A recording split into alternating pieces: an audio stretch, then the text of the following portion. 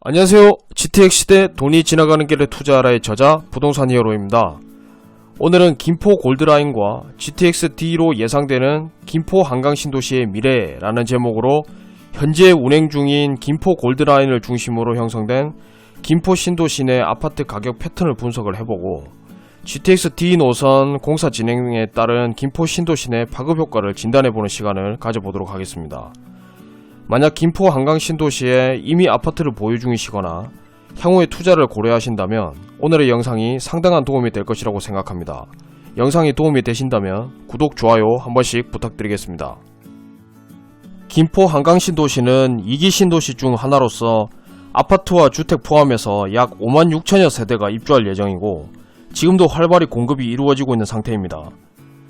김포 한강 신도시의 개발 컨셉이 생활 환경은 도시와 생태 그리고 농촌 환경이 조화를 이루는 전원도시를 만드는 것을 목표로 하고 있으면서 자연산업의 고부가가치화와 신산업을 창조하는 감성산업도시를 동시에 충족하는, 그러니까 정리하자면 편리한 생활 환경과 도시 자체의 자족기능까지 함께 갖춘 도시를 건설하는 것을 목표로 하고 있지만, 엄밀히 말해서 현재 김포 한강 신도시의 모습은 자족도시라기보다는 쾌적한 생활 환경을 갖추고 있고 가성비 괜찮은 서울 인근 신도시라고 보는 것이 맞다고 할 수 있습니다.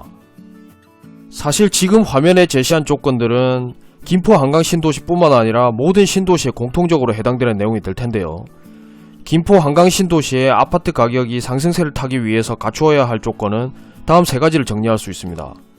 첫 번째는 편리한 생활 인프라 구축입니다.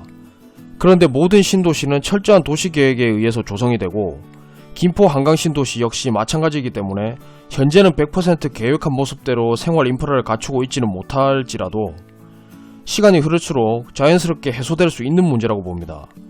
그리고 다음으로는 사실상 신도시의 가치를 결정하는 가장 중요한 요소, 바로 자체 일자리 창출을 통한 자족기능 확보와 서울 중심지로 접근성을 향상시키는 것입니다. 비록 김포 한강 신도시의 개발 컨셉에 자족기능이 있기는 하지만 현실적으로 만족할 수준의 자족기능을 갖추는 것은 힘들다는 것을 이제 감안을 해보면 결국 김포 한강 신도시에서 투자 대상으로 삼을 아파트를 선별하기 위해서는 서울 접근성을 더욱 높여줄 교통수단이 중심이 되어야 한다고 볼 수 있습니다. 현재 상황에서 김포 한강 신도시에서 서울 업무 중심지인 여의도와 강남 그리고 서울역 등으로 접근할 수 있는 가장 좋은 교통수단은 지난 2019년 9월에 개통한 김포 골드라인이라고 볼 수 있습니다. 현재 김포 골드라인은 총 9개 역이 개설되어 있고 종점인 양촌역에서 김포공항까지는 약 32분이 소요됩니다. 김포공항에서 여의도까지는 26분, 그리고 강남까지는 45분이 추가로 필요하니까 김포 한강 신도시에서 서울까지 빠르게 접근할 수 있는 마땅한 수단이 없고 김포 골드라인의 정거장 수가 9개임을 감안하면 결국 김포공항과 가까운 역일수록 주변 아파트 시세가 높고 향후에도 더 많은 가치 상승이 있을 것이라고 예측할 수 있습니다. 그렇다면 김포 골드라인의 각 역마다 세부적으로 들어가서 김포에 투자를 한다면 어떤 아파트를 중점적으로 봐야 하는지 그 기준을 정해보도록 하겠습니다.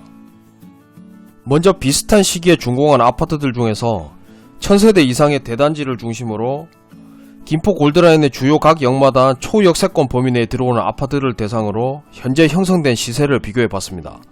표를 보시면 김포공항역과 가장 가까운 풍무역 역세권 아파트인 김포 풍무 프루지오가 가장 시세가 높고 김포공항역에서 점점 멀어지는 순으로 시세가 확연히 낮아지는 경향을 보입니다. 비록 풍무역 주변은 신도시에 속하지 않음에도 불구하고 서울 접근성이 가장 좋다 보니까 가장 높은 시세를 형성하고 있기 때문에 김포 한강 신도시를 비롯한 김포 전역은 골드라인의 존재가 아파트 가격 형성에 거의 절대적이라고 할 수 있습니다. 다만 운양역은 풍무역과는 상당한 거리를 두고 있지만 운양역 역세권 아파트인 한강 반도 유보라 2차가 풍무 프루지오와 가격차가 크지 않은 이유는 잘 갖추어진 생활 편의는 물론이고 무엇보다 위치상 한강 접근성이 가장 좋기 때문인 것으로 추측해봅니다. 그럼 이제 같은 역세권 내에서 신축과 구축을 비교해 보겠습니다. 김포 골드라인의 걸포 북변역 역세권 아파트의 신축과 구축을 비교해 보겠습니다. 먼저 2019년에 준공한 한강 파크뷰 우방 아이유 쉘이 오스타 8호군 2단지보다 역과의 거리가 더 먼데도 불구하고 가격도 훨씬 높게 형성되어 있고 지금 보시는 표에는 표시되어 있지 않지만 같은 기간 내 가격 상승폭도 한강 파크뷰 우방 IU셀이 1억원 정도 상승하는 동안에 오스타 8억원 2단지의 상승폭은 훨씬 적은 것을 알 수 있습니다. 표준 편차를 줄이는 차원에서 하나 더 보겠습니다. 김포 골드라인의 구례역 역세권 아파트의 신축과 구축을 하나 더 비교해 보겠습니다.